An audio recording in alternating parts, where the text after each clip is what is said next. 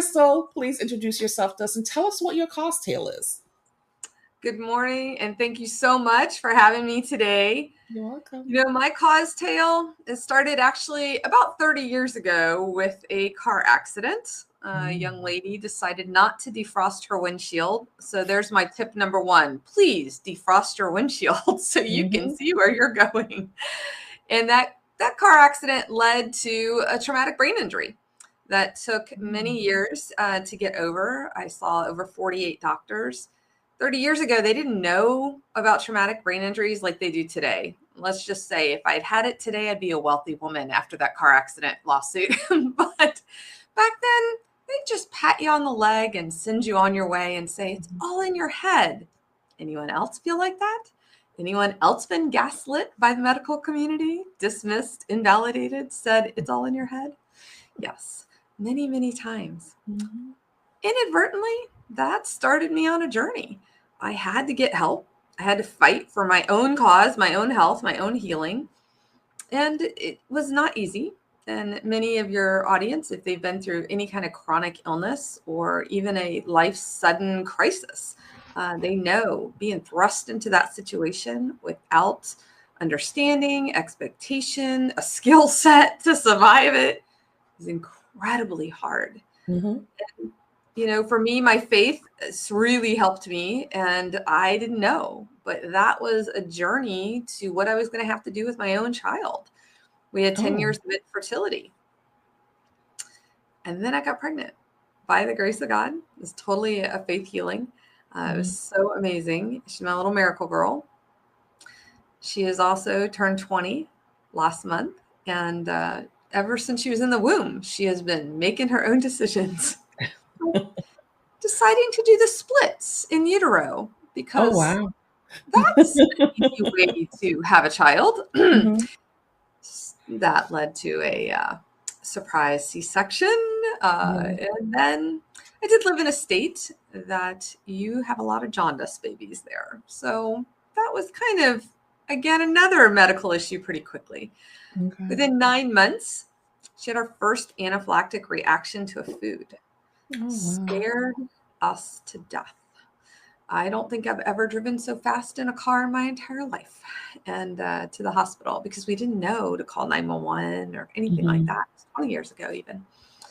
And so we got her then. We found out about EpiPens, and that started us on a journey that as of this month, she has 25 diagnoses with. In 2020, 25 different allergies?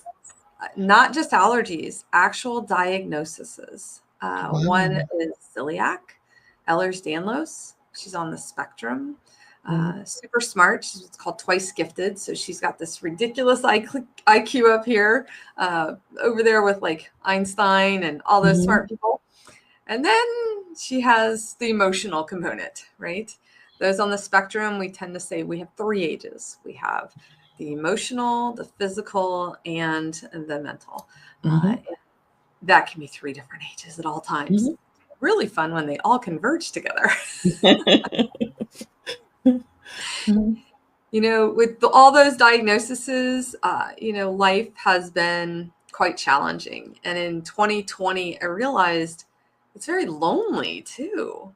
This community just doesn't have the support. Chronic ill don't have the support that they desperately need. And from that, they're just trying to survive. And I realized there's a whole group of people out here just trying to survive and need a voice. And in 2020, who didn't need a voice? Like we're all at home, right? Like pulling our hair out. They don't have that much hair to pull out. So in 2020, I started my first summit for Medical Mom Warriors. And it's been a slow growth, but I really was a little nervous. Could I support other people walking through the same fire I was walking through myself? So I kind of questioned a couple things, took a step back, did another one about 2 years later from a hospital room because she got admitted. And we moved 4 times. So these are virtual summits. Yeah. Oh, yeah. Everything has to be virtual for my life. Okay. Except we are having a retreat, and that is in person. And I threatened my child's life that she got sick. So I'm just saying. I need these 5 days, kid. Yeah. When you have challenges in your life, Mm-hmm. as a current artist has recently said, you got to make lemonade from those lemons, right? And that's what I try to do. I Mm-hmm. know that in my faith, God's given us opportunities of these challenges. I do not believe it is about discipline. I do not believe he's trying to be a hard nose to us. I believe we live a life that's in a very broken world. Mm-hmm. Things happen, like that car accident for me, like my kiddo having the medical conditions that she has. We can actually tie some of those back to Mm-hmm. something very specific Mm-hmm. that happened to her dad, and some things that he had to take while he was in the military that have caused those issues in her. Mm-hmm. And so when you think about all the challenges that they're going through, we need inspiration.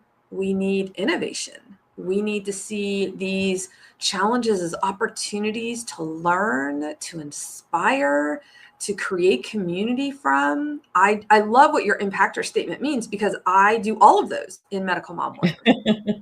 And by nature of the beast, I have to be resilient because I got a kid depending on me. Right. So that's kind of me in a nutshell. And that's how we got to Medical Mom Warriors.